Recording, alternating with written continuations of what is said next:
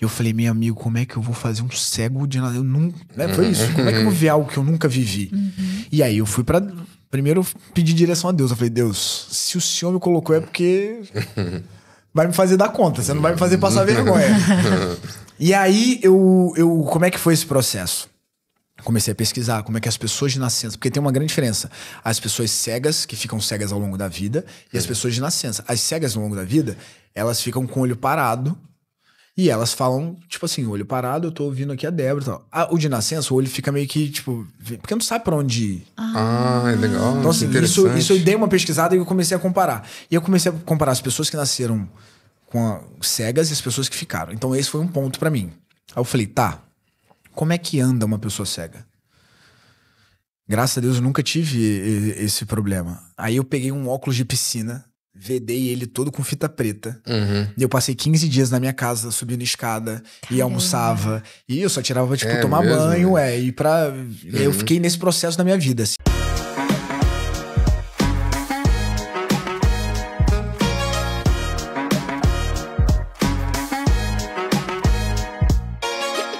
Oi, pessoal, sejam muito bem-vindos a mais um episódio do 236 Podcast. E antes de me apresentar, eu vou apresentar o nosso convidado de honra, aquele que nos inspirou a estarmos aqui.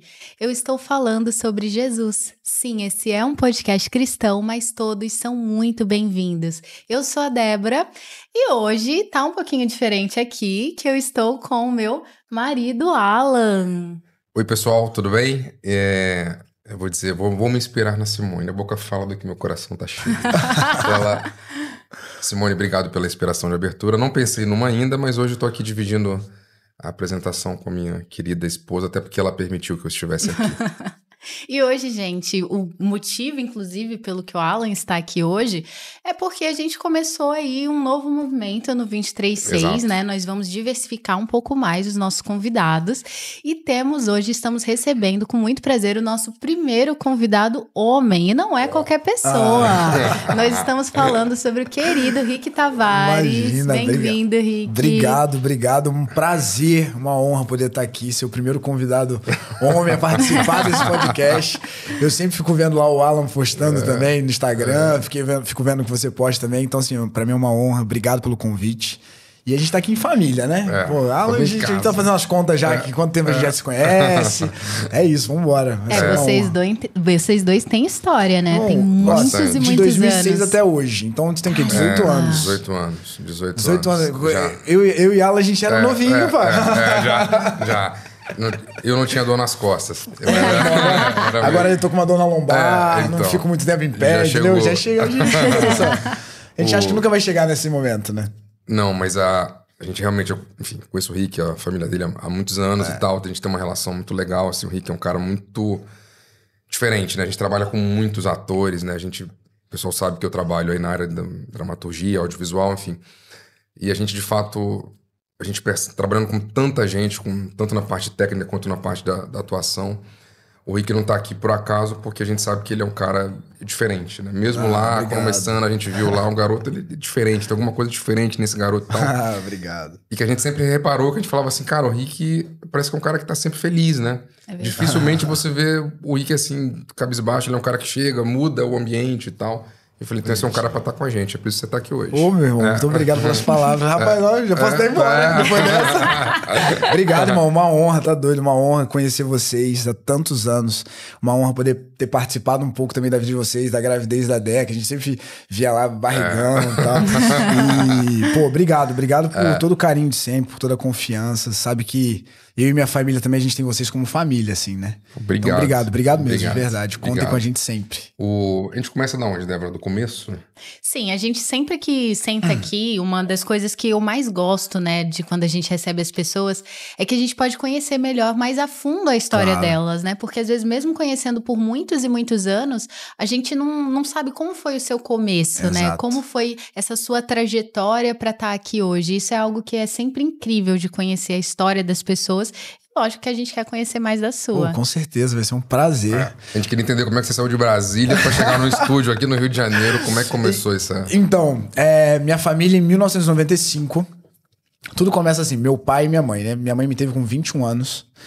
E meu pai tinha 61, a diferença deles era de 40 anos. Caramba. Sério, Mário.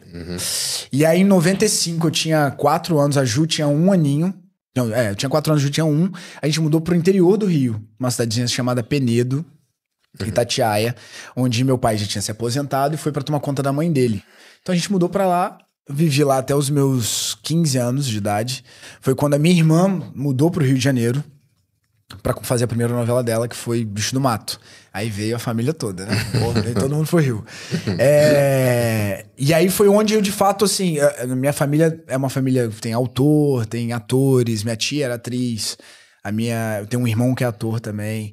Então a minha família é meio já rodeada de artistas. Só que eu era o único que falei, não, eu quero ser médico. Eu sempre falei isso na minha vida. É mesmo? Falei, mano, eu queria ser cirurgião plástico. Eu falava, vou ser cirurgião plástico.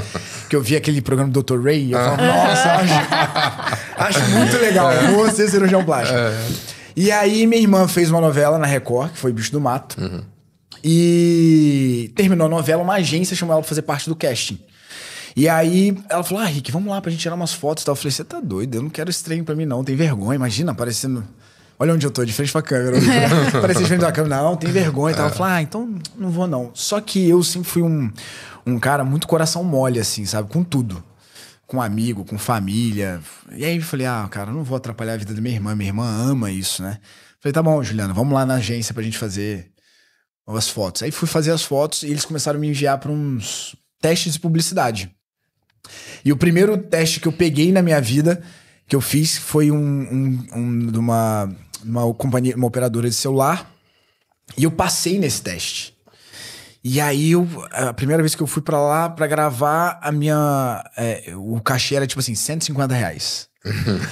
E aí minha mãe gastou, tipo, 300 só de roupa, porque a gente tinha que levar a roupa na época. Não tinha esse negócio de ter a roupa lá pra você fazer e tal. E aí eu falei assim, nossa, que legal isso aqui, mãe. Um monte de câmera, o povo falando no rádio e tal. Assim. E aí eu falei, pô, legal isso. Aí me chamaram pra fazer uma propaganda pra uma outra empresa de comida. E aí eu fiz e eu achei muito legal. E assim foi... Eu falei, mano, que massa isso, né? E aí essa agência uma vez me mandou fazer um teste pra uma novela. E a primeira novela, o nome era Três Irmãs. E eu não passei nesse teste. Mas eu achei muito legal, ainda mais legal aquele movimento, que você via que tinha uma estrutura, era tudo muito grandioso e tal. E aí eu comecei assim a querer estudar um pouco mais sobre atuação, porque eu via aquilo dentro de casa e tinha começado a aprender e a gostar daquilo. E aí me chamaram pra fazer teste pra Mutantes. E aí eu fiz, foi, tipo assim, um fiasco. Tipo, falando assim, filho, esquece. Volta pra casa, vai estudar, e depois você vem pra cá fazer alguma coisa. E aí, de fato, eu fui mesmo estudar, porque eu entrei ali, eu falei, cara, que legal isso. Eu acho que na época era até o Avancini que tava dirigindo e tal. E aí eu falei, nossa, que legal isso, fui estudar. Aí fui fazer tablado, fiz 2 anos e meio de Estrutura Berchevsky, que era a nossa professora lá. Aí fiz curso de interpretação pra TV com o André Avancini. É mesmo? Com o André? Eu tinha, sei lá, eu tinha 14, 15 anos, por aí. Eu vinha um pouquinho antes por causa da Ju, né? Porque a Ju começou a fazer bicho, mas por aí, 14, 15 anos, eu fiz meu primeiro curso de interpretação pra TV com o André Avancini. E a André Avancini hoje é minha preparadora, né? Tá comigo lá, a gente tá gravando junto. E a gente sempre fica... A gente tem uma conexão muito grande. A gente sempre fica falando, pô, André, eu aprendi a tomar café da manhã com a Andréia, né? No curso dela. Então toda cena que eu faço na minha vida de café da manhã eu lembro da Andréia. Eu dedico a ela, assim. E aí, eu fiz um curso de interpretação com ela. Passei um tempo lá fazendo com ela. Depois eu fiz reator e fiz a minha primeira peça de teatro, que foi O Mágico de Oz. Na verdade, foi uma adaptação de High School Musical. Caramba, hein? E aí a minha fala era gravada, amigo. Você é mesmo? Os caras deixavam nem eu falar, era gravada, eu tinha que dublar. E aí depois eu fiz O Mágico de Oz, que a Carlinha Dias fez. Legal. E aí eu fazia um dos personagens lá. E eu fui gostando cada vez mais daquilo. Fiz um teste novo pra Mutantes, passei. Legal. E aí foi minha primeira novela. E aí eu falei assim, nossa, que legal. É isso mesmo que eu quero pra minha vida.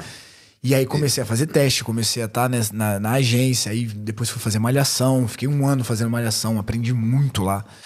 Acho que é o sonho de todo ator, assim. E ter feito Malhação, né? E eu sempre falava, cara, todo mundo precisa fazer. E aí voltei pra Record, fiquei mais muitos anos. Saí em 2021... Fiz uma série na Netflix, voltei pro lugar que Minha casa, minha segunda casa, o lugar que eu amo trabalhar, que eu amo estar. E hoje estamos aí fazendo o Reis de novo, junto com esse cara aqui maravilhoso. Uma honra. E é isso. É assim que começou legal. Mais ou menos a minha trajetória na televisão. Você acha que por exemplo, né? Não tem, obviamente, você reduziu em 5 minutos, né? Uma trajetória aí de muitos anos. De muitos anos, né? Enfim, provavelmente passou por uma série de situações e tal dentro disso. O que eu queria, que eu acho que é legal primeiro a gente saber, né? Assim, como que você, quando você chegou lá e aí alguém te convidou, você entrou nesse universo e tal.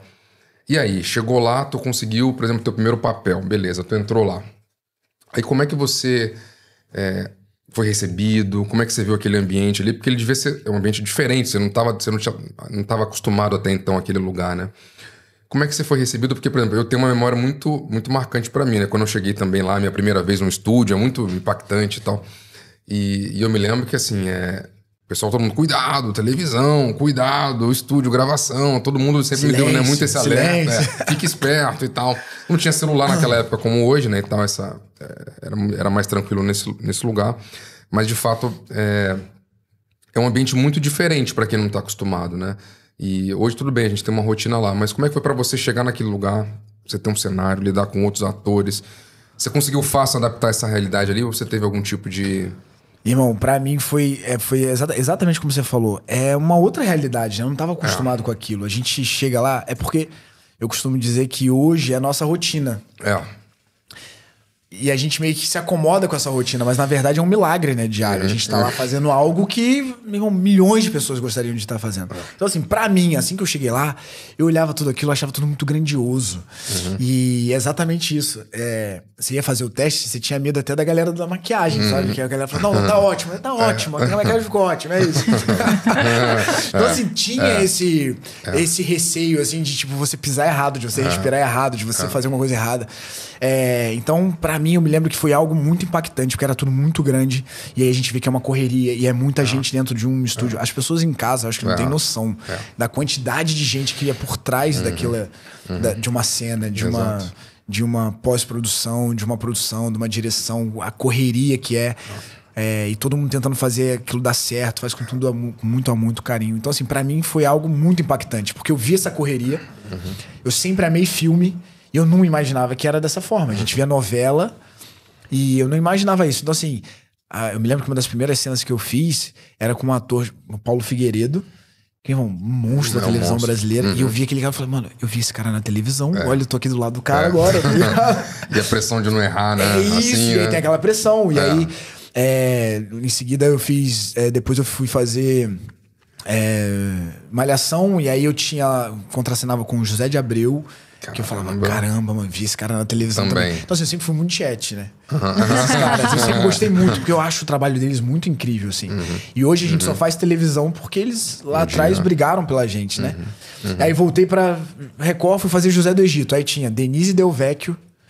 Uma baita atriz. Aí tinha Lucinha Lins, tinha... Exato.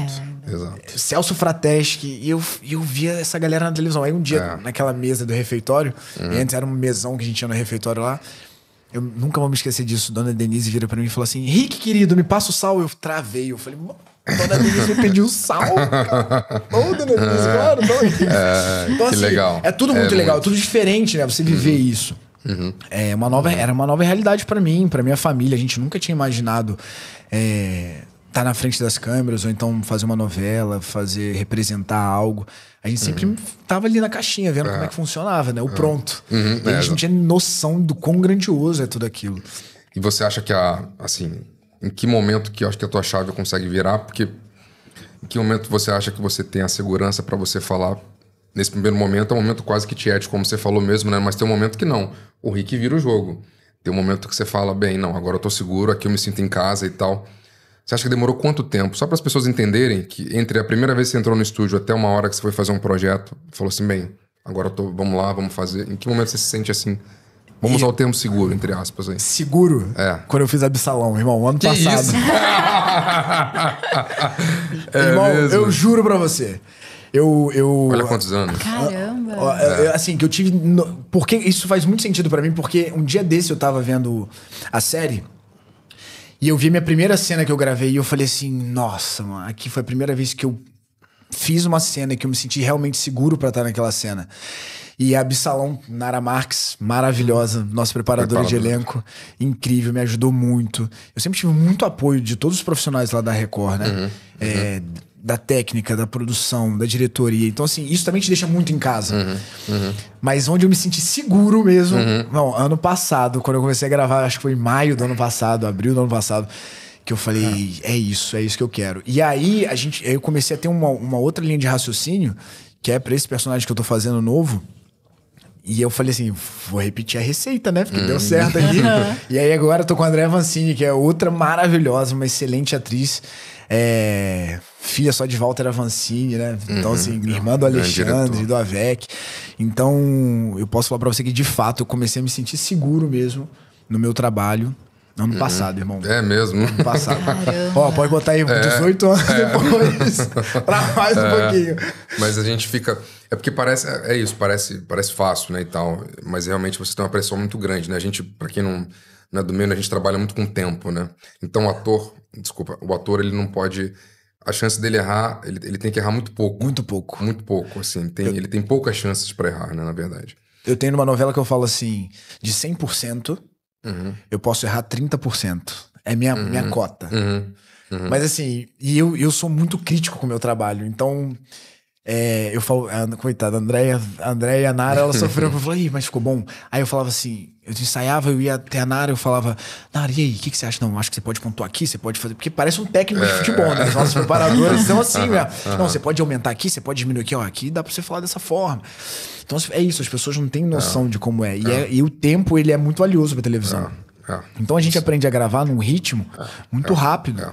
Vocês vivem sob pressão, na verdade, né? Assim, esse conforto, ele é muito relativo mesmo, porque, né? por exemplo, você começa um estúdio 1 da tarde, você tem que entregar o estúdio 9 da noite. Se você não sabe o texto... exatamente. Como é que a gente vai bater lá na sala aqui? Então, amigo, vou te falar, hoje o ator não tava com o texto decorado, a gente vai ter que passar por outro dia, imagina. E aí é uma série de fatores, porque assim, você tem um orçamento numa diária para aquela diária, você tem a figuração que você tem que pagar, você tem o buffet, você tem os profissionais, então assim, tudo é muito contado.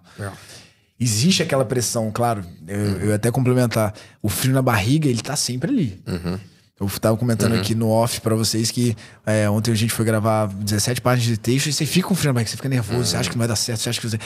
É normal isso, e se não for normal mais, você pode, lava a mão, vai embora e vai fazer outra coisa. Então acho que tem isso, assim, irmão. Tem esse lugar de você se sentir seguro, mas também, ao mesmo tempo, é aquela responsabilidade, né? Tem uma pressão, tem uma certa pressão. Vamos...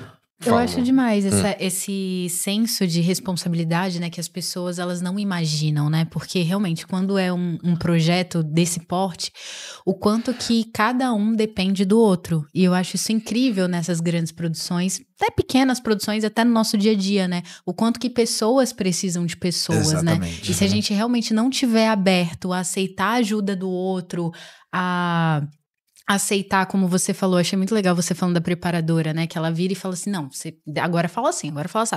Isso é incrível, porque assim, você aceitar a correção de outra pessoa, né, isso é algo incrível, isso molda de fato uma pessoa que vai ter sucesso no futuro, né? Quantas das vezes a gente é muito resistente a correções, é muito resistente à observação daquele que tá do nosso lado, não dá esse devido valor ao todo, né? Ao coletivo, aquilo que tá sendo feito em prol de um bem comum, de um produto tão grandioso que são as novelas, e às vezes até no nosso dia a dia, né? Eu acho isso muito legal, por isso que eu falo, eu fico aqui só aprendendo, absorvendo. Não, eu costumo dizer que, por exemplo, bom, graças a Deus, fazendo televisão há bastante tempo, assim, vivo no meio. É uma engrenagem, na minha concepção. Se faltar um dente, atrasa tudo. Não existe o Rick na frente da televisão sem um cameraman. Não existe o Rick na frente da televisão sem uma maquiadora, uma cabeleireira. Não existe o Rick na frente da televisão sem um diretor, sem uma produção. Pô, a nossa produção lá, cara, a galera trabalha, a galera tá ali todo dia, tá ali ralando pra fazer acontecer. Então, assim, é muita gente pra fazer acontecer. Às vezes uma cena que passa 5 segundos no ar, 10 segundos no ar, e as pessoas não têm noção da grandiosidade, das contas, que eu digo em geral, do que tem que fazer. Que nem, eu vi um dia desses uma data, e Rick, essa data aqui vai chover, então a gente puxou um estúdio, então assim, é tudo muito calculado, é tudo muito tem todo um cronograma. Então, assim, desde a parte da diretoria, das viagens que precisam ser feitas pra gravar a novela, até a pessoa que tá ali, tipo, entregando um cafezinho, entende? Então, assim, é tudo muito certinho. Então, a gente tenta, nesse percurso, né, fazer com que dê tudo certo. Tem problema? Óbvio que tem. Todo lugar, você vai no trânsito, o carro quebrou, tem problema. Então, assim, o que a gente tem que fazer é minimizar esses problemas ao longo dessa trajetória. E fazer com que dê certo. Então, eu acho que, pra mim, é muito assim, é uma engrenagem. E as pessoas, elas têm uma mania, e eu, óbvio, a gente é ser humano, né? Quem sou eu pra criticar alguém? Eu também tenho isso, assim. Mas a gente tem que deixar o ego de lado, sabe? A gente não pode se envaidecer de algo que não é nosso. Então, assim, a minha posição não me faz superior a ninguém. As pessoas falam, mas você é conhecido, mas isso não me faz melhor que ninguém.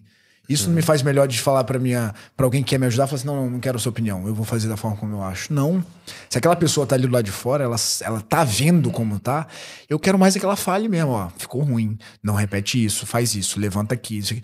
Então, a gente tem que... As pessoas têm que entender que a gente precisa de pessoas.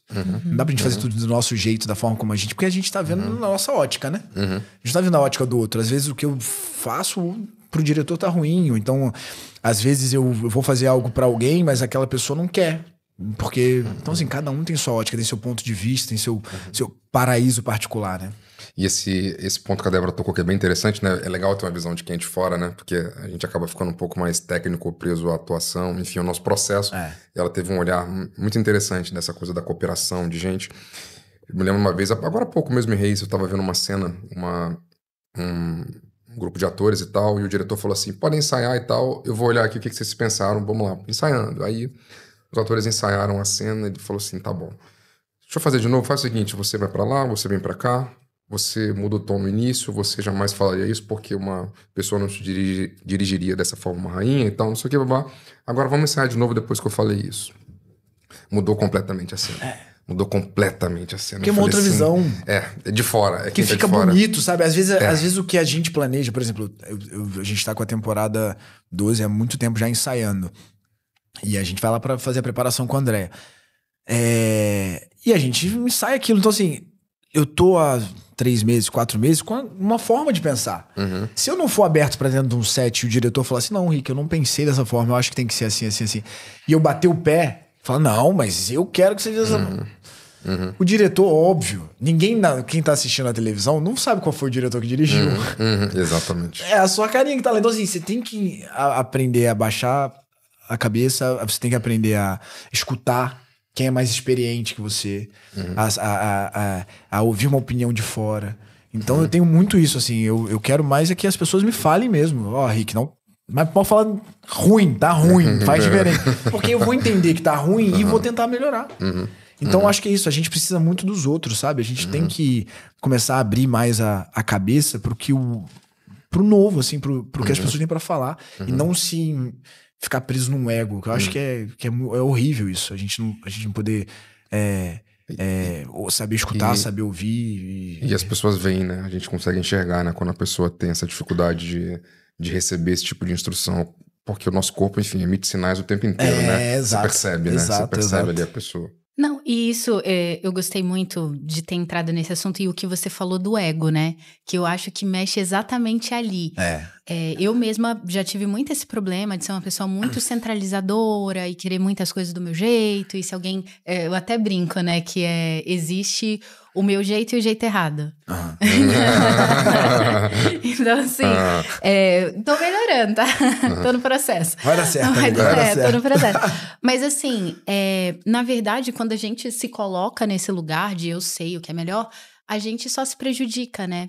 E eu vejo tanto na tua trajetória, até na trajetória do Alan mesmo, que ele conta, né? No início ele falou que ele ficou surpreso e tal, mas ele já contou pra mim, né? Que eu vou dispor aqui, né? Que no início ele tomava umas que ele até chorou, assim, dentro do estúdio, porque ele... Era muita pressão, era muita coisa. E como você mesmo falou, não tem muito tempo pra erro, né? Você tem que errar o mínimo possível. Só que Na verdade, quando a gente se coloca nesse lugar de ouvir a repreensão do outro e a gente é humilde e aceitar... colocar em prática, né? Acelera muito acelera o muito nosso processo. crescimento. O processo. Acelera. E eu lembrei até de um versículo aqui que ele é muito legal, de Provérbios 15, 31. Que fala assim: os ouvidos que atendem à repreensão da vida farão a sua morada no meio dos sábios. Então, justamente isso, o fato de você ouvir o que aquela pessoa tá te falando, como o Alan falou, um diretor falou uma coisa, mudou, mas mudou rápido, porque as pessoas ouviram, né? Elas se submeteram àquilo que estava sendo falado e foi muito mais fácil. Então, acho que quando a gente aceita a colaboração do outro, a repreensão do outro, a gente segura o nosso ego, segura a onda e fala, não, vou tentar do seu jeito. Eu acho que a gente acelera o nosso processo de crescimento, a gente avança muito mais rápido, né? O mal das pessoas é deixar o orgulho sempre tomar conta, é deixar o eu sei que eu tô fazendo. Não, você não sabe o que você tá fazendo. Aprende a escutar as pessoas mais experientes, né, na vida. Eu, graças a Deus, eu tive a oportunidade de trabalhar com pessoas incríveis. Eu não sou um cara que eu sei tudo, nem quero saber, eu quero estar em aprendizado constante. Mas eu tive a honra de trabalhar com pessoas que me ensinaram muito. O Celso Frateschi falava assim, não, Rick, aqui eu acho que a gente pode fazer dessa forma, fica melhor. Eu falei, não, é verdade, você tem razão, óbvio, tem razão. Dona Arlete Salles, uma vez eu tava gravando com a Arlete Salles, mas eu vi essa mulher na televisão. E aí ela falava, ela conversando com uma outra, falou assim, eu passando na frente dela o tempo todo passando o texto.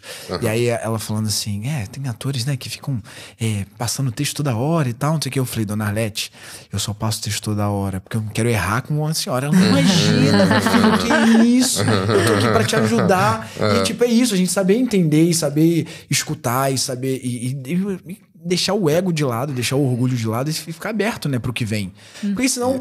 os sinais passam, os detalhes passam e você não abraça aquilo. Você fica vivendo aquele seu mundinho ali fechado. E você vê, né, Henrique, que geralmente quem vive em alta performance, né? Geralmente tem um técnico, tem um treinador, né? Essa pessoa nunca ela consegue sozinha, né? Se colocar nesse lugar, que é o lugar de fato que a gente busca da perfeição, que, enfim, perfeito só Deus. Mas naquele lugar mais alto, você geralmente tem um técnico, tem um treinador, que é o cara que te instiga, te incomoda, te tira do lugar comum. Geralmente, e na nossa profissão a gente vê muito isso. Que é a única maneira que você consegue, de fato, isso, enfim, não tem coincidência nisso, não é à toa que todos esses... O esporte, a gente vê muito isso, né? Essa entrega e esse a mais, graças, de fato, àquela pessoa de fora, com aquele olhar. A gente tem histórias aí, vou dar um exemplo lá, o Bernardinho no vôlei, o que fez, que aconteceu com uma geração inteira líder, de vôlei. O cara é um líder, isso, né? E isso vale pra gente, vale pra vida, vale pra todo mundo, né? E tem o maior líder, né? Que foi a pessoa que melhor fez isso, que deixou um exemplo pra gente até hoje, que foi o Senhor Jesus, que ele conseguiu criar um movimento em apenas 3 anos, que tá durando até hoje, né? A gente o vive... único que mudou a contagem 2000 anos já pra frente, ele tá ali. Parou o tempo e a gente conta os anos hoje a partir, de fato, da história da vida dele, a partir da morte. Foi o único cara que conseguiu parar o tempo, né? E, de fato, é um cara que... Enfim, o nosso Senhor, ele, de fato, ele influenciou pessoas, mudou a maneira do mundo enxergar as outras pessoas, enfim, foi o nosso grande exemplo, né?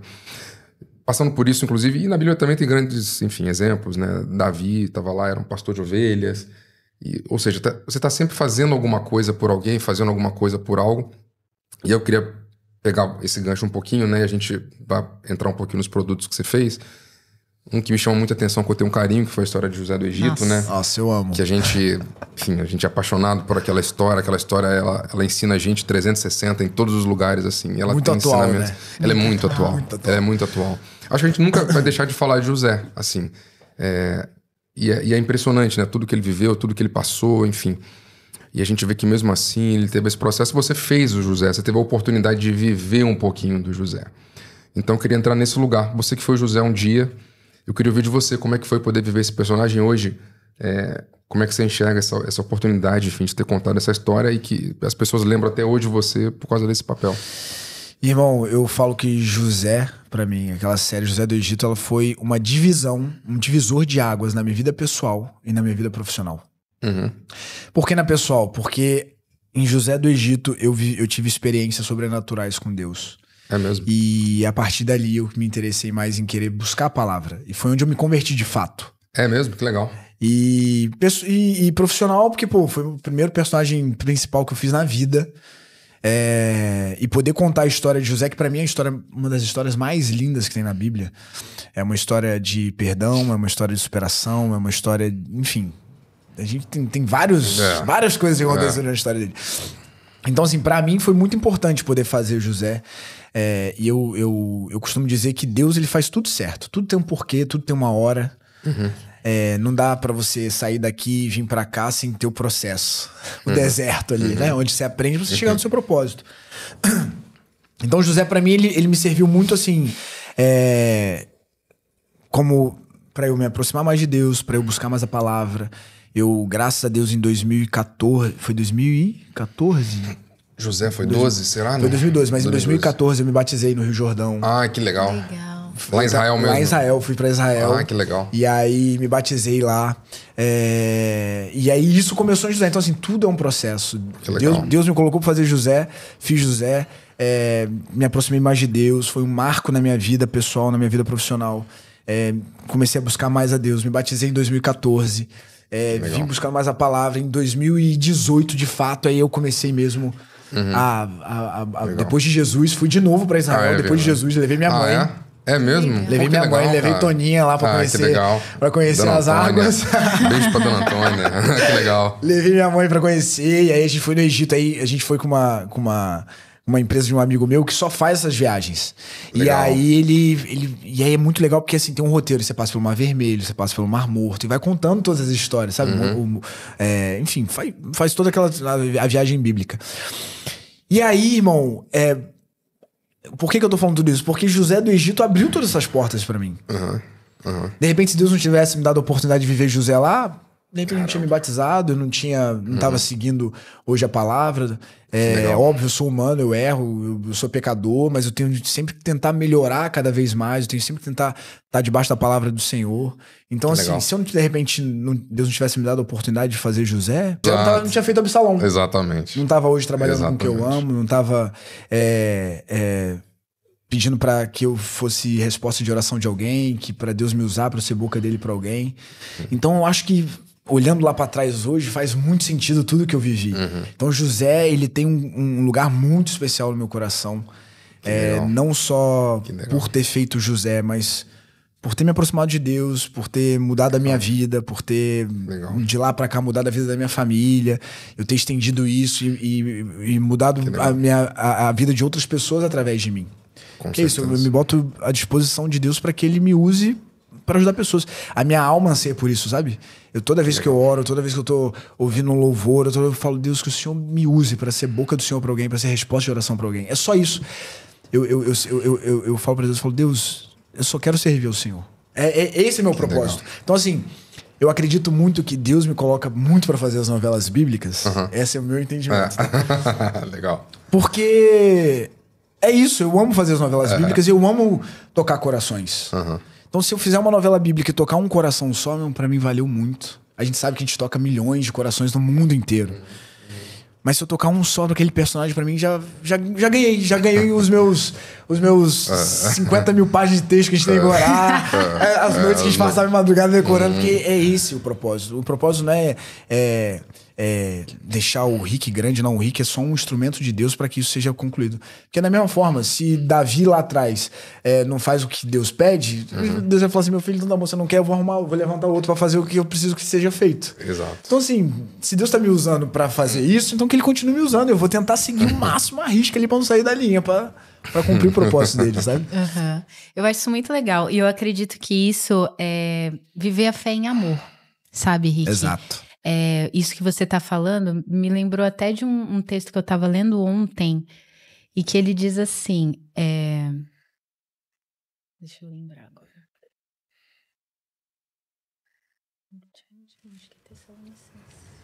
Lembra aí.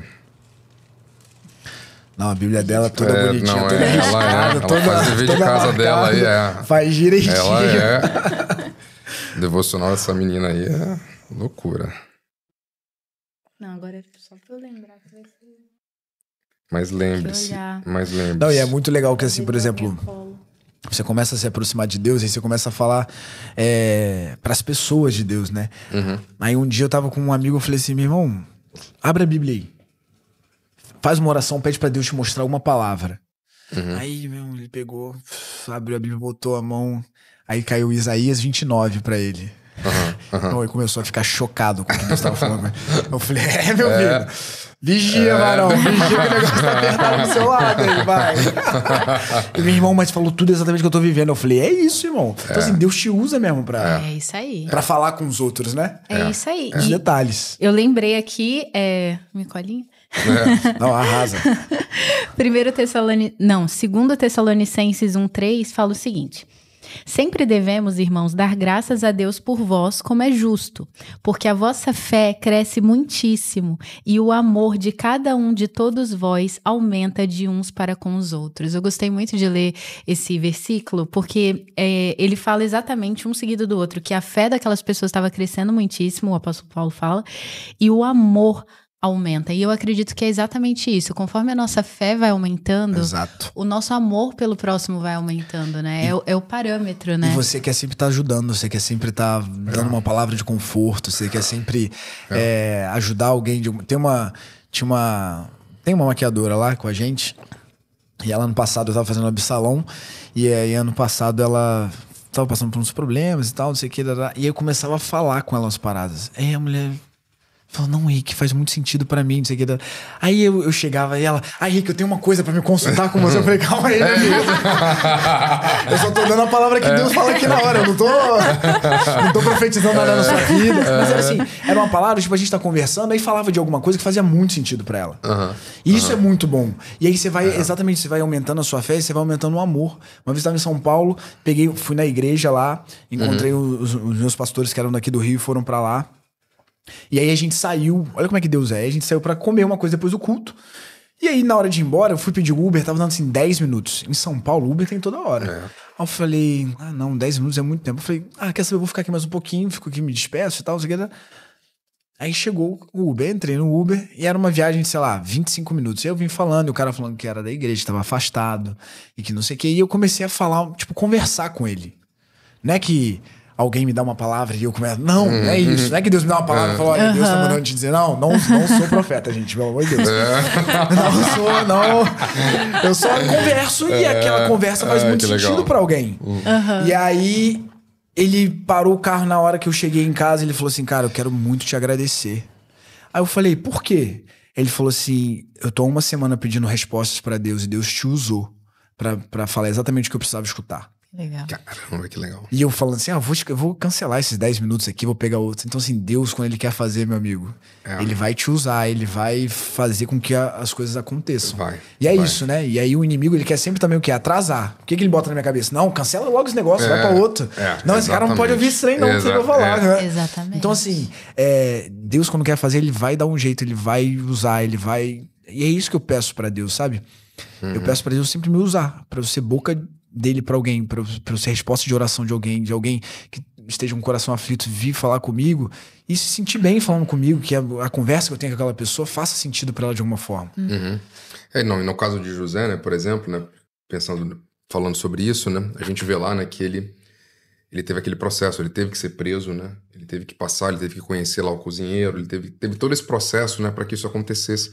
E você vê como Deus ele vai encaixando, né, as histórias, as jornadas, enfim, né. Se ele não tivesse sido preso, ele não conversaria com aquelas pessoas que amanhã seriam as pessoas que levariam ao rei a revelação, enfim, do sonho e tal.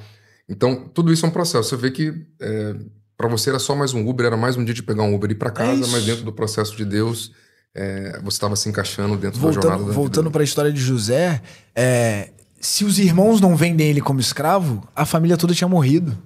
Porque foi lá no Egito que ele separou os silos, que ele reservou a comida dos 7 anos, que ele decifrou o sonho. Deus já dava os sonhos para ele quando ele era pequeno. O sol ele já e viu a o sonho lua. dos irmãos, né? O sol e a lua se curvavam perante a ele. Aí, o trigo. Então, assim, os trigos, os 11 trigos. Exato. Então, assim, Deus já estava preparando lá do início. E aí ele tinha que passar pelo processo. Ele tinha que ser vendido. Ele tinha que passar pelo deserto dele. Ele ia sofrer. Ele foi caluniado. Ele foi preso. Ele conheceu o copeiro lá e o cozinheiro de Faraó. E aí contou o sonho, não sei o quê. Então, assim, no final da história, vocês viram? Tá tudo ligado. É tudo uma história só. E se ele não tivesse sido vendido pelos irmãos, se o pai dele não tivesse falado assim, meu filho, vai lá entregar, ver como é que tá seus irmãos lá, vai lá entregar comida pra eles. Ele não tinha salvo a vida da família, uma família inteira. Lá no final, quando aquela região toda passou fome, né? Ele salvou a humanidade naquele momento ali, né? Foi salva graças à expertise dele. Exato. Então, assim, é muito legal você ver que Deus, ele tem tudo mesmo preparadinho, é só a gente aceitar. Exato. Então, o que a história de José me mostra é isso. As coisas ruins que acontecem é para um propósito de Deus. As coisas boas que acontecem é para um propósito de Deus. Os erros que acontecem é para um propósito de Deus. O erro tá forjando a gente o tempo todo. A gente erra, óbvio, a gente é humano, mas a gente aprende com aquele erro. A gente, que nem aconteceu uma situação um dia desses, uma moça encostou no meu carro, não sei o que, tava no celular. Aí eu falei, moça, deixa eu falar um negócio. Você pode acabar com a sua vida, você tá no celular dirigindo. Então ela vai aprender aquilo com o erro dela. E por aí vai. Então, assim, eu acho que o erro vem, as coisas acontecem por um propósito. Nada é por acaso. Não é coincidência, nada é por acaso. Tudo tem um porquê, tudo tá interligado. Essa é a minha visão diante do que eu venho aprendendo cada vez mais, sabe? Em buscar a palavra, nas novelas que a gente faz. Acho que faz muito sentido isso. E voltando aí para esse tema, né, da parte da novela, vou pular de José um pouquinho mais à frente para a história de Jesus, né? Para quem não sabe ou não lembra, né? O Rick fez o Judas, mas o bom Judas, né? Judas Tadeu. Só para deixar claro, né? O bonzinho. Não foi o Iscariotes, né? Enfim, a Bíblia fala muito pouco e tal dele e tal, mas o que eu tava lendo ontem, porque a gente vai fazer a história de Paulo, né? No nosso próximo ano, um grande projeto aí da Seriela com a Record para 2025. E aí, enfim, a gente tá lendo a história de Paulo, né? E aí eu tava lendo, e aí peguei aqui agora pra gente poder falar sobre, né? É que no final, logo no começo do livro de Atos, aqui no capítulo 1, versículo 23, diz assim, né? Eu acho que você inclusive fez essa cena aqui porque a gente teve essa cena na novela Jesus, né? Quando depois que Jesus voltou, ele apareceu pros apóstolos ali, né? Ele falou que eles receberam o Espírito Santo e tal, né? A gente fez, a gente fez. Né? Foi bem... Eu me lembro, foi bem bacana essa cena, foi bem bonita, estúdio, assim. Foi num... Eu lembro até do cenário, me vem a imagem aqui agora na cabeça, foi bem legal. Que foi o cenário que a gente gravou a última ceia, né? Exatamente. É tipo uma casa. Então. Essa cena aí pra mim é um espetáculo, enfim, abrindo um parênteses, linda essa cena. Linda, foi de se emocionar. Né? Foi linda. Eu me lembro que nesse dia a gente tinha visita lá também. E a gente passou o dia inteiro, os apóstolos todos chorando e Jesus lá fazendo. Mano, foi muito legal. Essa foi minha novela favorita. Foi, né? Foi muito bonita. Não, enfim, Jesus não abriu a boca pra falar. Tudo que ele fala é forte, né? Nada que ele falou não mexe com a vida de alguém, né? É impressionante. E aqui em Atos, né, ele diz no final, aqui teve essa história, todo mundo foi batizado com o Espírito Santo e tal, né? E aí no final, como Judas morreu, eles tiveram que escolher, né, enfim, Pedro levanta lá essa questão, né? Ele fala, então todos eles oraram para que fosse escolhido o homem certo. O Senhor conhece os corações, mostra qual desses dois homens o Senhor escolheu, né? Como apóstolo para substituir o ministério de Judas, né? E aí lançaram a sorte e Matias foi escolhido e tornou-se apóstolo como os outros 11, né? Então aqui, por exemplo, como a gente está falando de propósito, jornada, né? Você vê que eles lançaram a sorte, chegou a Matias, mas esse não era o propósito de Deus, né? No capítulo 1. No capítulo 2, a página já vira e isso aqui já foi. Acabou. Já foi. Não era para ser ele. A gente sabe que a história, enfim, o Novo Testamento continua aqui com Paulo, que eu acho que é um dos maiores... Eu acho que os nossos ensinamentos dos dias atuais hoje passam muito pela trajetória de Paulo, né? E então o que eu quero dizer aqui, né? Eles tinham até um projeto, eles tinham, enfim, lançaram a sorte, pensaram ali, mas não necessariamente aquilo que a gente talvez deseja, ou que a gente acha vai acontecer, às vezes não tem uma explicação. Deus não explicou para eles aqui na hora, ninguém falou para eles aqui na hora, mas depois a gente vai entender por que Paulo, de fato, era uma pessoa diferente e era a pessoa certa para fazer aquela missão que Jesus tinha, enfim, dali para frente. E aí o que eu acredito? Como você falou, não por acaso você fez José, não por acaso você fez Judas, porque era para ser você.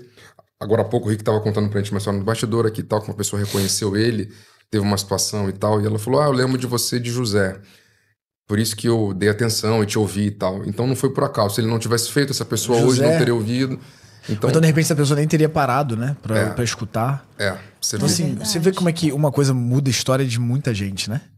A história, por um segundo, ela pode ser diferente. É verdade. E eu tô falando dessa história aqui, enfim, acabei entrando um pouco em Jesus, que eu queria saber de você, né, você fez um cego ali, né? Foi o teu papel e tal. Queria que você falasse um pouquinho pra gente como que é isso, você poder, não só do papel em si de Judas, mas de você ter que representar experiências que não é a tua vida real, né? Obviamente, você tem que falar, tem que representar um cego, tem que representar um cara que é mau, como foi Absalão. Você tem que fazer uma coisa que é contra, de repente, o que você é, né? Seus princípios, Os seus princípios. Você tem que... Como que você consegue fazer essa... Enfim, consegue virar essa chave, né? Pra você poder fazer aquilo e depois voltar a ser o Rick normal, que é quem você é. Né? Irmão, pra eu te responder essa pergunta, eu vou voltar um pouquinho antes só, em Vidas em Jogo, onde eu fazia um personagem que ele virava usuário de drogas. Boa lembrança, Aquele personagem pra mim, porque eu falo muito de processo, né? Porque pra eu chegar pra fazer Jesus, eu tive que ter esse processo. Eu tive que viver aquele Vidas em Jogo pra chegar em Jesus. Então, assim, em Vidas em Jogo, eu era um jogador de futebol e aí, do nada, ele se envolvia com drogas e tal. E aí eu fui viver um mundo, fui pesquisar um mundo, né? Fazer um laboratório de um mundo que eu nunca havia vivido na minha vida. Que é a Cracolândia, que é, sabe como é que as pessoas se envolvem com aquilo, por que envolve. Eu fui estudar a fundo o que era pra eu poder representar aquele personagem. Então eu gosto muito, e ali, por que eu tô falando isso? Porque ali eu mergulhei de cabeça mesmo no personagem. Eu falei, cara, eu pra representar meus personagens, eu preciso mergulhar. E eu sou um cara que eu tento me desafiar todo o trabalho que eu faço.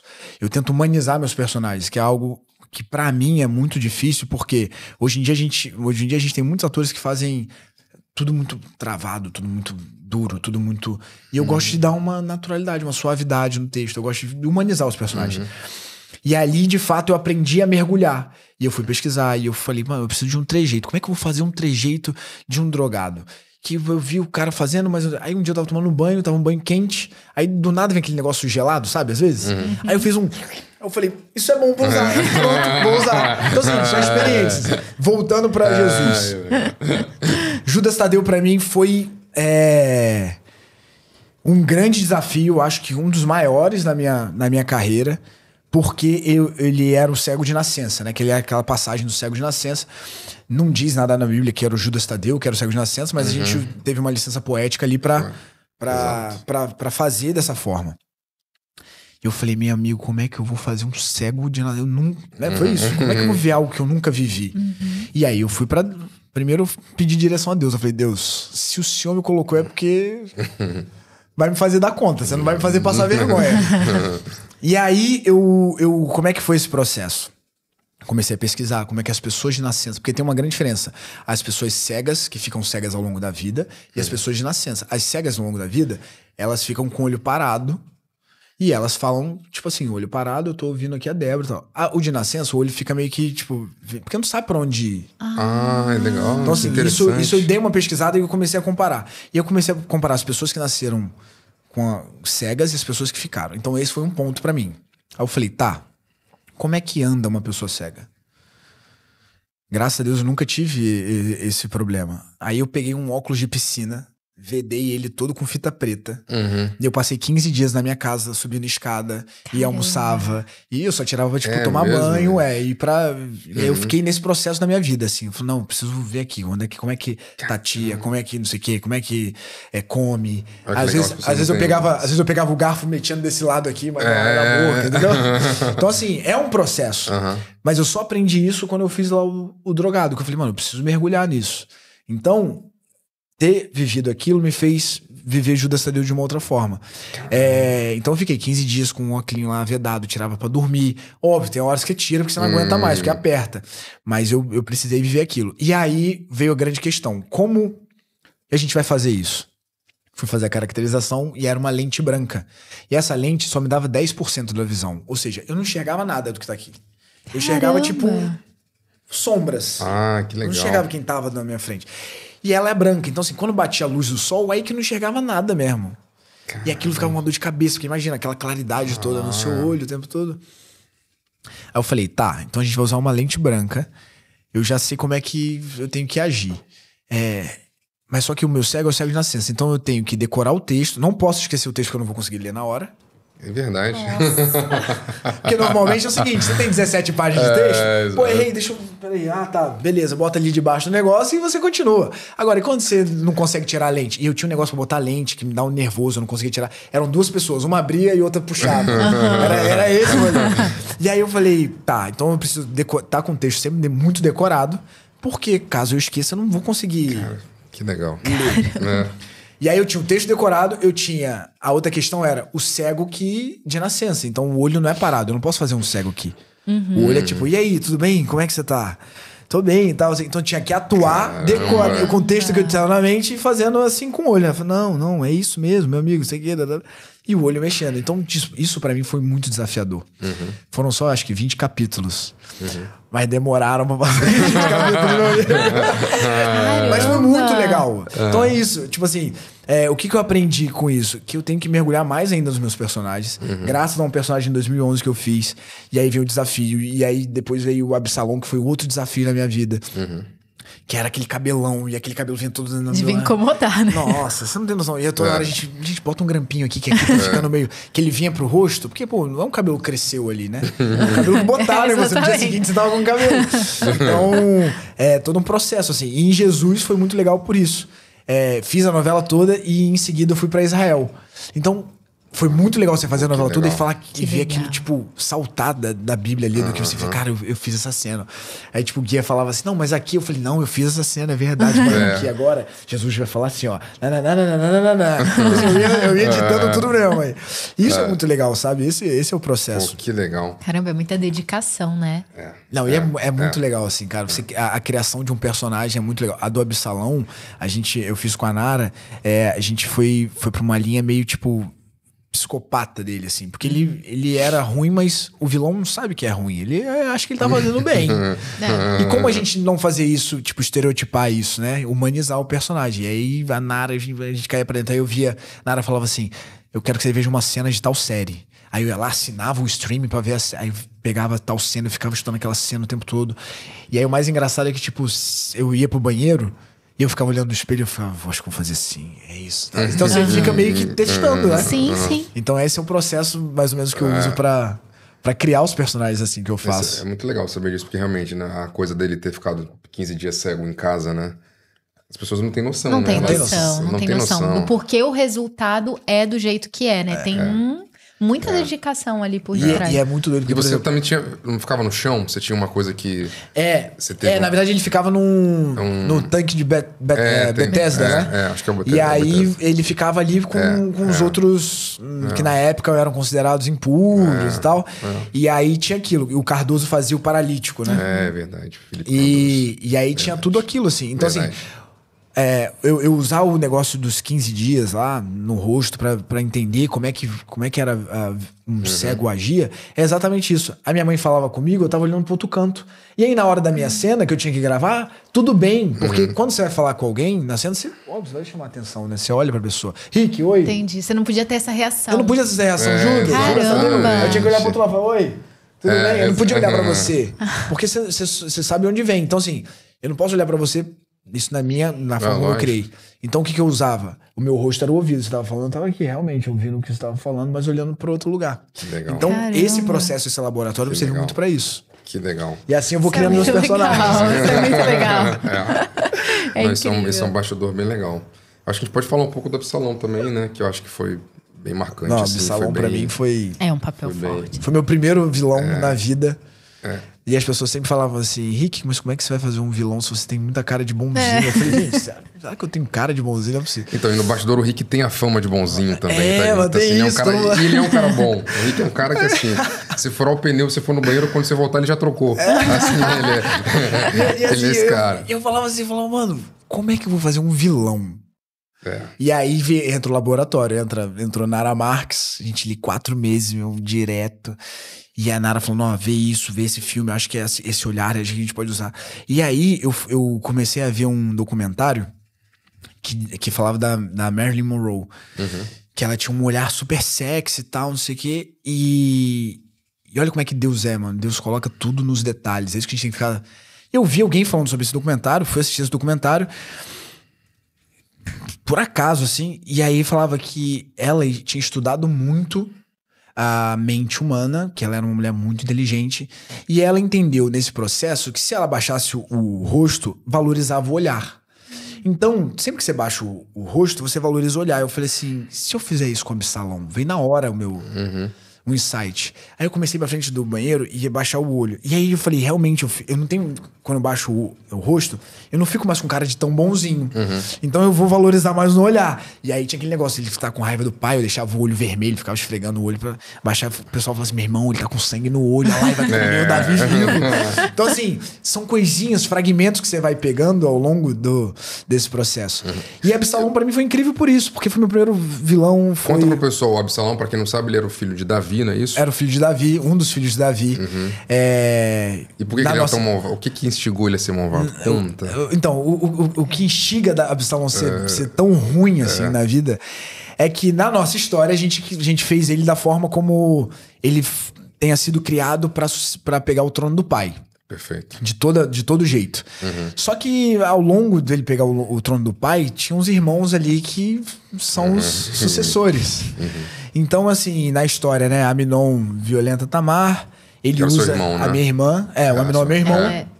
Que violenta a irmã dele, que é irmã de pai e mãe. Que antigamente era um filho de, um filho de cada um, né? Exato. Então ele tinha um amor muito grande por Tamar ali. E aí Aminon violenta Tamar, ele usa já o pretexto de o pai não fez nada com Aminon, então vou acabar com a vida do outro ali, já é menos um caminho pra mim. E ele sempre foi criado pra tomar o trono do pai. Então acaba que em determinado momento da história ele realmente toma o trono do pai à força e tenta matar o pai. E aí é muito legal que os nossos autores, eles, né, vão botando tudo de uma forma. E quando você vai ver, faz muito sentido no final. Quer matar o pai? Então pronto, morre pelos cabelos. E já tá escrito lá, né? E é muito legal ver essa trajetória, porque as pessoas falavam assim pra mim, nossa, eu tenho muita raiva do Absalão. O Absalão quer matar o Davi. O Absalão é muito ruim. O Absalão é isso. E quando o Absalão tá morrendo lá, eu falei assim, você tinha que ficar mais. Eu fiquei com pena dele. Eu fiquei com pena dele porque eu tentei fazer o Absalão humano. Ele erra, mas na hora que tá morrendo lá, meu amigo, todo mundo faz cara de piedade, todo mundo faz cara de ai, me ajuda, por favor, e tal. Aí eu falei, mas o homem lá em cima já escreveu assim, não tem como mudar, tá preso pelos cabelos lá na Bíblia. Mas foi muito legal, foi um processo muito legal, foi meu primeiro vilão, assim. Eu tenho muito carinho por tudo que eu vivi. Foi onde eu tive a minha primeira segurança cênica. Falar, pô, isso aqui faz muito sentido pra mim. E eu acredito que seja também um marco na minha vida, assim, de daqui pra frente serem coisas mais... De eu mergulhar mais, de eu me colocar mais à disposição, de eu poder fazer melhor os meus personagens. Eu tento sempre estar me desafiando. O que eu acho legal nessa história, Rick, assim, você falando do Absalão e tal, do Aminon, é que ali a gente tem alguns exemplos nessa história, né? O Aminon é que eu não me lembro o nome do personagem e tal, bíblico, né? Mas eu me lembro que quando ele tá com esse desejo pela irmã e tal, ele começa a olhar pra ela com esse olhar diferente, né? Tem um personagem, enfim, a pessoa que eu esqueci o nome, né? Que ele acaba falando, o cara fala, não tem problema. Que ajuda a planejar. Jonadab. Obrigado, né? Imagina, senhor. Que ajuda, exatamente. Que ajuda... Que é o primo, né? Que é o primo, exatamente. Não fala, não, mas não tem problema, a gente faz isso... não tem problema nenhum, a gente marca, vai lá, fala com ela, entra lá e tal, faz aquilo. Então aquilo já faz a gente refletir, né? A pessoa que a gente coloca do nosso lado... Olha a importância de saber escolher pessoas para colocar do nosso lado, né? Um conselho errado, olha que muda toda uma trajetória. Mudou a trajetória do Aminon. Por isso que a gente tem que cercar sempre de pessoas boas, né? Pessoas que, cara, minhas orações são sempre assim, irmão. Deus, que o Senhor afaste tudo que não provém de ti. E que o Senhor só aproxime pessoas que venham pra agregar na minha vida, nas minhas amizades, que vão me aproximar mais do Senhor. Porque eu acho que é isso. Eu acho que é isso que a novela ensina, né? Assim, é uma história que aconteceu lá atrás, mas que ensina até hoje. Toma cuidado com quem tá do seu lado, com quem tá te dando alguns tipos de conselhos, aspas, bons, né? Porque olha pra onde levou aquele conselho, né? Tem gente que te dá conselho de vida, tem gente que dá conselho de morte. Então por isso que é importante ter esse filtro, né? Exatamente. No nosso meio, principalmente, né? A gente tem que ter esse cuidado de com quem a gente bota na nossa casa, a nossa volta. Eu acho que você teve esse cuidado, né? De você ter sempre recheado de pessoas bacanas contigo, né? Eu acho que isso começa em casa. E aí é onde a Débora pode me ajudar nessa parte, porque o Rick é um cara muito família. Assim, eu conheço ele, conheci a mãe dele. Eu me lembro enfim, as mães, né? Geralmente mãe de ator é uma classe diferenciada, né? É uma galera diferente. Hoje eu conheço um pouco do que é mãe, eu tenho uma do meu lado aqui, mãe de fato, mãe protetora, mãe, enfim, mãe é mãe, né? E mãe de ator, elas têm uma característica em dobro. Então, eu me lembro que quando eu fui começar a gravar, moleque, eu era um assistente de produção, tava lá, e aí a mãe dele, a dona Antônia, chamo de dona, e a Juliana Xavier, pra quem não sabe, que é uma atriz, que é a irmã do Rick, que, enfim, uma parceira, uma pessoa incrível, é o Rick... Versão feminina, exatamente. Ótima, enfim. E aí eu me lembro que quando eu conheci a Dona Antônia, a gente ia gravar, ela pegava lá a cadeirinha dela, sentava no canto e falou lá, fica à vontade, Juliana tá aí, vai gravar o dia inteiro, bom trabalho, deixa eu aqui no meu cantinho, vou ler meu livro, qualquer coisa me avisa. Assim, e eu falava assim, caramba, que mãe diferente, né? Ele falou, pô, que mãe legal. Que mãe legal. Que mãe legal, não acredito. E aí foi quando eu comecei a ficar muito próximo com ela, e na hora do almoço, a gente conversava e tal, ela sempre foi uma pessoa muito acessível, assim. Eu falava, caramba, eu virei amigo de uma mãe aqui, de uma atriz e tal. Enfim, jamais imaginei que a gente ia chegar até agora, enfim, processo, né? E aí, eu falei, cara, o Rick não pode ser quem é, isso é o que me vem à cabeça hoje, se na casa dele ele não teve de fato uma base sólida que ajudasse ele a ser quem ele é hoje, né? E eu me lembro dela, eu me lembro dessas histórias da Antônia ser uma pessoa que, assim, era muito segura. Ela tava lá, ela sabia que a filha lá tava no trabalho, ela não tinha insegurança ou não criava situações que às vezes não era necessário. E a gente via e eu via nela alguma coisa diferente. Então eu acho que vocês são reflexo, obviamente, primeiro dessa criação, dessa formação. Eu posso ser testemunha, eu posso falar disso. Ela vai ficar feliz com esse corte, hein, mãe? Mãe, eu vou pegar esse corte pra você lá. Porque ela é apaixonada por todo mundo lá. E minha mãe viu, tipo, a Inoan crescer, o Alan crescer. Minha mãe já tem 54 anos. Então, assim, ela vai lá desde que a Ju é pequenininha. E, mano, ela vai rapaz, eu já tô até vendo como é que vai ficar esse corte aí. E ela tem muito carinho. Ela foi lá um dia desses, né? Eu levei ela lá um dia desses. Aí ela, não consegui ver todo mundo, queria ver todo mundo e tal. Mas ela é apaixonada por lá, tá doida. Não, mas isso é prova, assim, eu tenho certeza, assim, você pode falar melhor de mãe, né? Que isso ajudou você, talvez, escolher as pessoas certas pra estarem do teu lado, na tua trajetória, que te ajudou hoje a ter essa decisão. O Rick é muito novo, tá com 32, né? Vou fazer 33 na semana que vem. Caramba, idade de Cristo, tá chegando lá, ó. Ó, que legal. E ele sempre teve uma cabeça muito boa, mesmo novo, assim, sempre foi muito equilibrado, né, e tal. Então, eu acho que isso parte de casa, né? A gente tem esse exemplo dentro de casa, a gente acredita nisso, por isso que a gente acredita na família, na formação. E a gente vive hoje, né, um mundo confuso, que muitas pessoas, essa base familiar quebrada, né, ela acaba afetando de alguma forma isso, né? E o Aminon me vem muito isso na cabeça, né? Ali também era uma fase do rei Davi, que ele já tinha se perdido um pouco, mas Davi, enfim, não é à toa que ele é um homem segundo o coração de Deus, né? Porque ele errava, mas se arrependia, corrigia, de verdade, seguia em frente, né? Mas eu acho que essa base, ter essa coisa da mãe, tua irmã, a família, enfim, isso deve ajudar bastante, né? A você tomar melhores decisões em quem você escolhe ali no teu terreno. Muito. E olha, eu vou falar aqui que é bem legal o Alan tá falando isso pra você hoje, porque eu escuto ele falar isso há muitos anos. É sério. Eu ouço ele falar há muitos anos de você, da sua família, falar da sua mãe. Não, a família do Rick é muito legal. Não, o Rick é muito legal. Obrigado. Sério, de verdade que eu ouço ele falar isso, então é legal ver ele falando agora pra você. Feliz. Publicamente. Eu sou prova de que eu já ouvi isso muitas vezes e aí surge um carinho, né? Quando você ouve alguém falar tão bem da outra pessoa, você fala assim, poxa, que legal, essa pessoa realmente é diferente, porque são demonstrações, né, que vão criando essa visão que a gente tem das pessoas, né, e você é essa pessoa que a gente sempre ouve falar muito bem. Obrigado, de verdade. Por isso que foi muito legal receber você aqui hoje, né, como nosso primeiro convidado. Eu acho que... E lembrar tantos papéis importantes, né, que você fez, e assim, e eu fiquei pensando aqui, eu falei, caramba, realmente o Rick fez tanta gente legal, interpretou tanta gente legal, nossa, bacana. Tá doido. Ele tem, enfim, tem mais, obviamente, a gente fez uma versão aqui reduzida da trajetória dele e tal, né, eu acho que pra gente, porque eu falei da sua mãe, enfim, de alguma forma, né, porque eu queria fechar, que eu acho que aquilo que a gente acredita que é o tema família, né, sim, que é uma coisa que, eu sei que o Rick ainda não casou e tal, mas a gente já falou sobre isso, né, Rick? Você pretende ser pai um dia, né? Meu sonho, nossa, meu sonho é ser pai. É muito bom. E poder complementar também um pouco, vocês estavam falando, assim, de família, né? Minha família pra mim é tudo, assim. Eu sou só eu, minha irmã, meu irmão e minha mãe. Meu pai já é falecido. Então a gente é muito unido, assim. E a minha mãe, ela sempre ensinou valores pra gente, sabe? Independente de onde a gente estivesse. Ela, desde pequena, falou assim, olha só, vocês estão fazendo televisão. Mas se um dia vocês destratarem alguém, eu tiro. Se um dia não sei o que... Então, assim, ela sempre foi uma... Então a gente cresceu aprendendo. Minha mãe, ela é de uma família, assim... A gente não nasceu em berço de ouro. A gente não é rico, não é nada. Mas, assim, a minha mãe nasceu... teve uma vida muito... Um dia eu trazer ela aqui pra ela contar uma história de vida dela. Mas ela veio de uma família muito simples e passou já muita coisa na vida, sabe? Então, ela, óbvio que não gostaria de ninguém, nenhum pai quer que o filho passe pelo que ela passou e tal. Então, ela sempre ensinou valores pra gente. Ela sempre ensinou princípios. E isso vem de casa, né? Vem de berço. Então, assim, hoje o que eu sou graças a ela, meu pai, que sempre cuidaram muito bem de mim e da Juliana.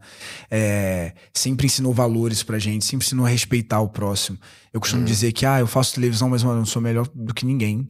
Né? Porque, hoje você faz o protagonista, não sou melhor que ninguém, isso não me faz melhor que ninguém, minha profissão não é melhor do que qualquer outra profissão. A única diferença é que a gente aparece na televisão, você acaba ficando exposto e fica conhecido, mas isso não me torna melhor que ninguém. Eu acho que isso que as pessoas não entendem hoje em dia, sabe? Um cargo não te faz melhor que ninguém. Ser alguém muito importante não faz você melhor que ninguém, muito pelo contrário.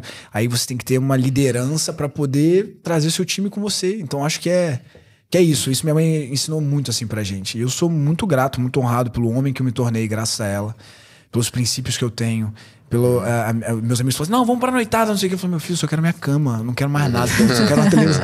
Não, porque eu falei, amigo, deixa eu falar uma coisa, tinha uma hora da vida que você só quer dormir, você só quer estar em casa, só quer chegar. Ontem eu cheguei da gravação, 7 horas da noite, eu deitei na cama, eu fiquei de 7 da noite deitado às 11h30, assim, ó, tipo...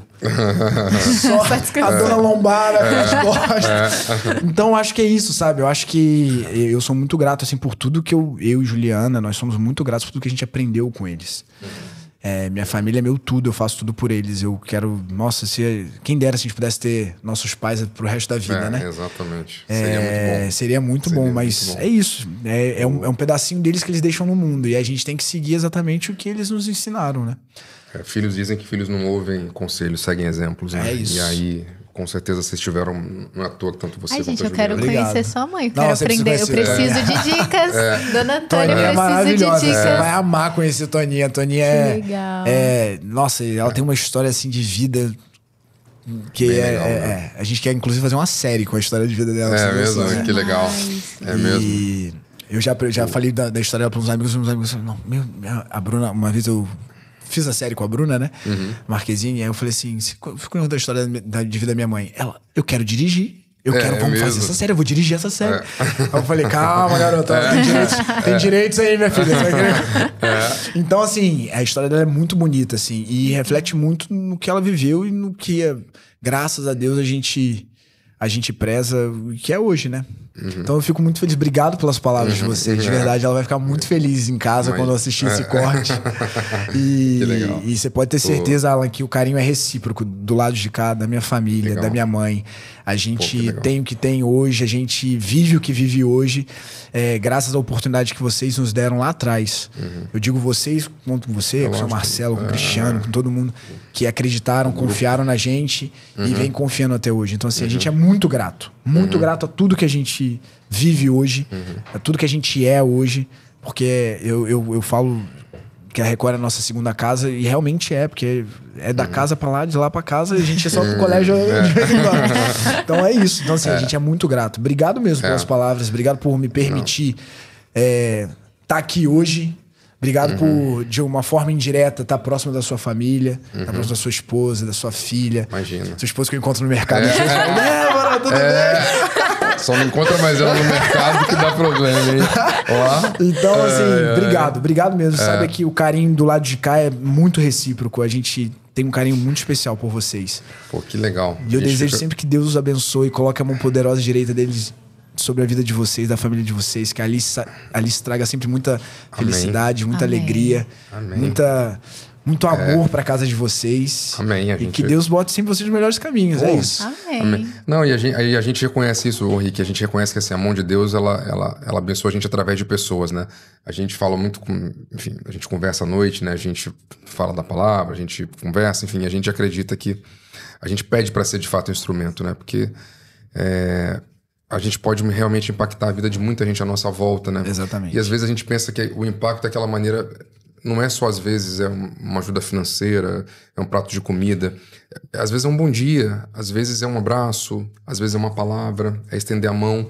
São gestos simples, né? É um conjunto de fatores que você pode mudar a vida de Eu acho que é atenção, sabe? Você falou de algumas pessoas que você encontrou, e eu acho que o que fez com que você se conectasse com aquelas pessoas e ajudasse, Henrique, é a sua disposição em dar atenção para as pessoas, porque eu acho que hoje em dia isso é tão raro, tá todo mundo tão ocupado, resolvendo essas coisas. Uma vez eu escutei o meu pastor falar assim, qual é a coisa mais preciosa que a gente tem hoje?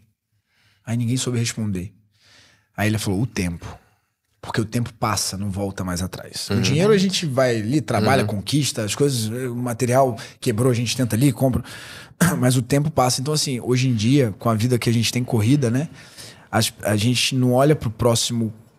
A gente olha pro próximo, tipo, na correria. A gente não disponibiliza o tempo. Então, eu acho que o tempo é a coisa mais preciosa que a gente pode disponibilizar pra alguém. E eu faço questão, Débora, de. Quando eu vou falar com alguém que eu não conheço, eu pergunto o nome. Eu vou num restaurante, um garçom, como é o seu nome? Eu chamo o cara pelo nome. Porque isso, você muda o dia de alguém. Um dia desse eu peguei um Uber, o rapaz falou assim, rapaz, eu fiz já um vídeo com você.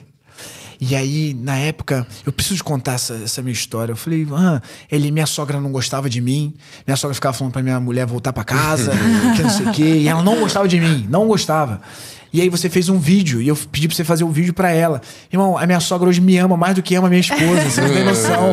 Tudo por causa de um vídeo. Faz outro vídeo pra eu reforçar. Eu falei, claro. Então assim, irmão, a gente tá aqui pra isso, pra dar o nosso tempo, pra dar o nosso carinho. A gente passa por esse mundo pra gente deixar um pouco de amor, de carinho pro próximo.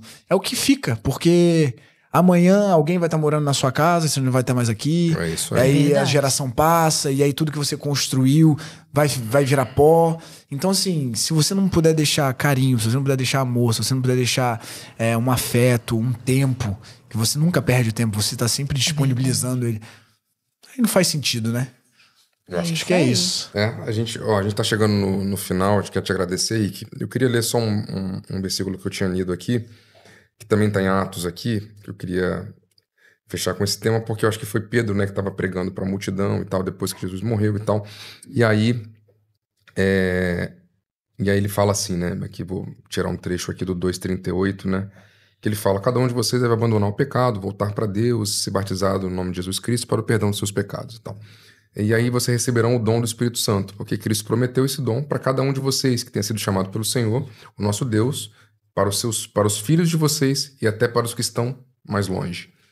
E aí, né, eu queria terminar falando disto, né, que eu falei assim, caramba, né, ou seja, esse dom, essa característica não é só pra gente, né, é para os nossos filhos e até para quem tá perto da gente, né. Então, eu não tenho dúvida que isso reflete, isso impacta, o ambiente importa, a gente fala muito sobre isso. Muito. E eu não tenho dúvida que você, atuando e sendo a pessoa que você pode impactar. Isso no teu caso, né? No nosso caso, na nossa realidade, de quem está ouvindo na sua realidade. Esse dom que você tem, que você talvez não perceba ainda, mas se você faz ele de maneira, de fato, gentil, correta, ajudando, isso acaba de alguma forma ajudando e passando adiante, né? Então, eu acho que esse é o nosso dever hoje. Eu sou pai, a Débora é mãe, a gente quer que a nossa filha também seja assim, tenha isso. E eu acredito que você que também, enfim, vai um dia formar uma família e tal, e tem esse compromisso de também passar adiante, não só para os seus filhos, mas para os que estão à sua volta, essa característica do dom de Deus, né? E eu acho que o dom de Deus é esse. Hoje a gente sabe que o seu dom na atuação, a gente viu que isso é um dom. Se a gente fosse atuar, a gente não ia conseguir fazer metade do que vocês fazem, né? Ia ser um fracasso da nossa parte. E Deus dá para cada um segundo aquilo que cada um... Nada, você tá aqui apresentando hoje. Imagina. Eu só vim apresentar porque ele deu, né? Se ele deu um talento, a gente tem que multiplicar. É isso, não é isso? Meu amigo, é isso. É isso aí. Você sabe que ele cobra. Então, eu vim aqui para isso. Primeiro porque eu acredito, e a Débora já fez aqui 10 episódios, assim, e ela realmente, Deus tem inspirado ela, tem, através desse podcast, ajudado muitas pessoas. E eu queria muito te agradecer e dizer que o teu dom E é isso que a gente acredita, que o teu dom ainda vai ajudar muito mais pessoas, Amém. não só Que aqueles que assim estão à seja. sua volta. Que assim A gente seja, acredita eu que isso vai creio. acontecer contigo. Obrigado, irmão. Obrigado pelo carinho. Obrigado por me receberem aqui. Olha, Imagina. eu tô muito feliz de ser o primeiro convidado. Mas, rapaz, isso é um marco. Você não tá entendendo? Mas obrigado pelo carinho. Obrigado por vocês terem lembrado de mim. Obrigado pelo convite. Sabe que eu e minha família, a gente tá sempre aqui à disposição pro que vocês precisarem. É um prazer poder estar aqui com vocês. É um prazer poder servir de alguma forma pro podcast de vocês. Eu acredito que nada é por acaso, tudo tem um porquê. Então contem comigo pro que vocês precisarem. E obrigado, irmão. Obrigado por toda a confiança. Obrigado por me colocar aqui na sua casa, com a sua família.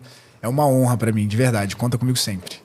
Valeu, Ai, meu muito obrigada, Rick, pela Imagina. sua participação. Sério, foi demais esse episódio. Eu amei. Obrigado você, Débora. Você que é dona de tudo aqui, mas a gente é só agregado. Eu mesmo fiquei só aprendendo hoje, gente. Foi ótimo. A gente é só agregado aqui. Imagina. E, gente, eu tenho certeza que vocês gostaram muito do episódio de hoje. E eu fico aqui, nossa gratidão pelo Rick e por cada um que assistiu. E até o próximo. Débora. Não vou me esquecer. É isso. Se inscreva. Isso aí. Ativa o sininho. Ativa o sininho. Curta esse vídeo. E aí você pega esse link e compartilha pro máximo de pessoas que você conseguir. Exato. Pra gente abençoar Exatamente. pessoas também com o que a gente conversou aqui. E quero agradecer também a Brooklyn, que é aqui a nossa casa, que tá recebendo a gente com esse estúdio. Muito obrigada, pessoal da Brooklyn. E é isso, pessoal. Até a próxima. Tchau, tchau. Tchau, tchau. Tchau, tchau.